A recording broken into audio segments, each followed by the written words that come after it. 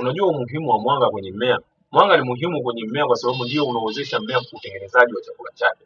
Mwanga unapokuwa mdogo, mmea hushindwa kutengeneza chakula cha kutosha cha kujenga majani, matawi pamoja na matunda. Matokeo yake ukuaji wa mmea hudhoofika, majani kuwa dhaifu, mavuno kupungua taratibu hata kama hautaona dalili za moja kwa moja.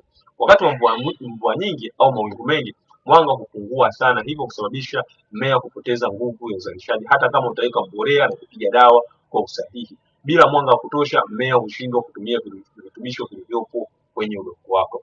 Nini cha kufanya? Kwanza, panda mimea kwa nafasi sahihi ili kupunguza msongamano na kuruhusu mwanga kufika vizuri. Ondoa matawi yanayozuia mwanga kupenya kwenye mimea mingine, na epuka kupanda karibu na miti mikubwa au majengo yanayotoa kivuli kikubwa.